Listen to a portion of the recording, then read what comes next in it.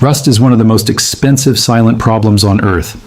It destroys cars, tools, bridges, ships, machinery, and almost anything made from iron or steel. Mechanics treat it like an unavoidable enemy. Body shops charge hundreds or even thousands of dollars to fix it. Entire industries survive because rust slowly eats metal over time.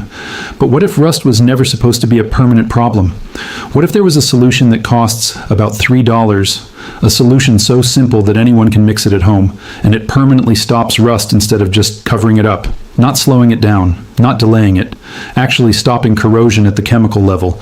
Because there is a liquid that does exactly that. A simple compound that converts rust into a stable protective layer in less than an hour. No sanding down to shiny metal, no expensive coatings, no professional shop equipment, just a small amount of powder mixed with warm water in a plastic container. It sounds too simple to be real. But here is the strange part. This is not new technology. It is not a modern invention. In fact, civilizations have known about this reaction for thousands of years, long before factories existed, long before automobiles were invented, long before the modern coatings industry began selling expensive rust prevention products. The story begins in ancient workshops where leather workers were doing something completely unrelated to metal preservation. Thousands of years ago, leather makers discovered that soaking animal hides in water mixed with crushed tree bark made the leather stronger, more flexible, and more resistant to moisture. The bark contained natural plant chemicals called tannins. The process became known as tanning. Huge stone vats filled with dark brown liquid became common in leather workshops across ancient civilizations. Workers soaked hides for weeks at a time in these tannin-rich solutions. But something strange started happening in those vats. Iron tools that accidentally fell into the liquid stopped rusting.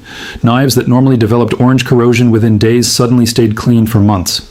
Iron buckles pulled from the vats had a dark, protective coating that resisted moisture and air. At first, workers thought it was coincidence. But after seeing the same result again and again, they realized something important was happening. The tannin-rich liquid was reacting with the rust itself. Blacksmiths began experimenting with the same solution. Iron tools were dipped before storage. Weapon blades were treated before long journeys. Armor pieces were coated before battles. Over time, craftsmen across different regions began discovering the same principle independently. In Europe, blacksmiths soaked iron tools in oak bark solutions before winter storage.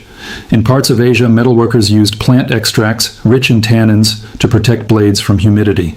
In Africa and South America, craftsmen used bark and seed extracts containing natural tannins to preserve iron farming tools through wet seasons. These discoveries happened centuries apart and across completely different cultures. Yet they all reached the same conclusion. Tannin-rich liquids could stop rust from spreading on iron. What these craftsmen did not understand at the time was the chemistry behind it. But modern science eventually explained the reaction. Rust is primarily a compound called iron oxide. It forms when iron reacts with oxygen and moisture. Iron oxide is unstable. It flakes, it spreads, and it continues damaging the metal underneath. Tannic acid reacts directly with iron oxide and converts it into a completely different compound called iron tannate. Iron tannate is dark, blue-black, stable, and insoluble in water. Instead of flaking apart like rust, it forms a tightly bonded protective layer over the metal surface. That layer prevents oxygen and moisture from continuing the corrosion process.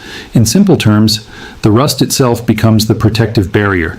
Instead of sanding rust away completely, the chemical reaction transforms it into something stable. That is why the surface turns dark when tannic acid is applied. The color change is the visible signal that the reaction is happening. Rust is literally transforming into iron tannate in real time. By the early 19th century, chemists had begun studying this reaction in laboratories. Once tannic acid was isolated as a pure compound, its ability to convert rust became widely documented in scientific literature. Engineers realized that the compound did something extremely valuable. It did not simply coat metal like paint. It chemically transformed rust into a stable surface that could then accept paint, oil, wax, or other protective coatings more effectively. This discovery quickly attracted attention in industries where corrosion was a massive problem.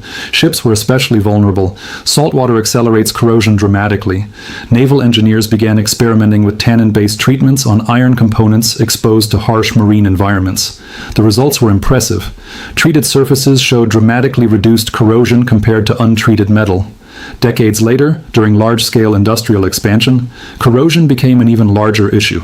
Railroads, bridges, factories, and vehicles all depended on steel, and steel rusts. By the time the 20th century arrived, The problem had become enormous. When World War II began, corrosion was not just an inconvenience, it was a military threat. Equipment shipped across oceans faced constant exposure to salt water and humidity. Vehicles deployed in tropical climates rusted quickly. Weapons stored in damp conditions seized up. The military launched extensive research programs to test corrosion prevention methods. Hundreds of compounds were evaluated under accelerated corrosion testing. Panels of steel were exposed to salt spray, moisture, and extreme conditions to determine which treatments worked best. Among many synthetic products, one simple compound repeatedly produced impressive results: tannic acid. When applied to rusted steel surfaces, it converted active corrosion into a stable layer that resisted further deterioration. The treated metal could then be painted or coated for additional protection. This approach proved practical because it required minimal preparation compared to complete rust removal. After the war, however, the industrial world began moving in a different direction. Large chemical companies invested heavily in synthetic coatings, primers, and petroleum-based rust inhibitors. These products became widely marketed to automotive manufacturers, repair shops, and consumers. Rust prevention turned into a recurring maintenance process rather than a one-time chemical conversion. Primers needed reapplication. Coatings eventually chipped or peeled. Undercoatings required periodic renewal. Entire service industries developed around corrosion control. Today, rust-related repairs represent billions of dollars in economic activity each year.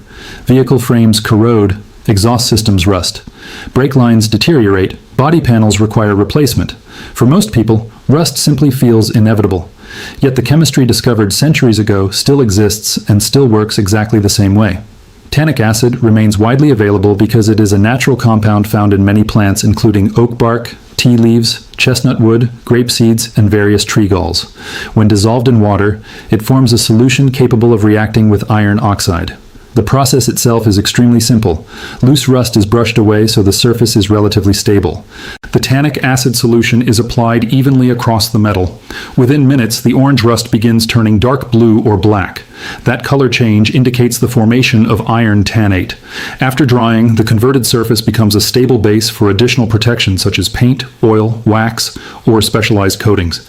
Instead of rust continuing to spread beneath paint, the rust itself has been chemically transformed into part of the protective structure. The entire process can be performed with simple tools and basic materials. Foam brushes, spray bottles, or cloth rags are often sufficient for application. Warm water helps dissolve the powder efficiently. Once mixed, the solution resembles very strong tea in color. For many applications, 2 coats provide thorough conversion.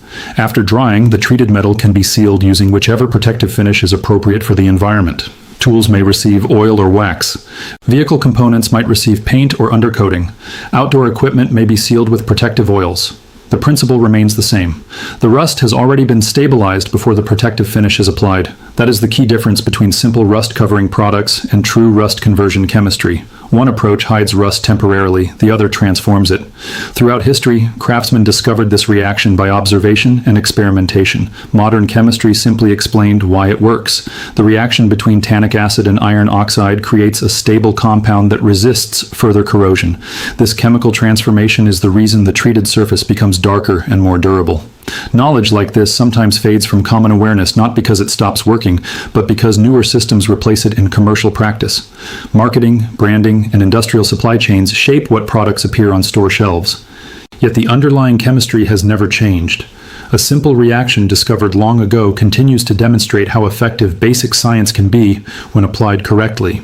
If you ever see rust forming on metal tools, outdoor equipment, vehicle components, or steel hardware, remember that rust is not always the unstoppable enemy it appears to be. Sometimes the solution has existed quietly in the background for centuries, waiting for someone curious enough to rediscover it. And occasionally, the most powerful answers are the ones that turn a problem into its own protection.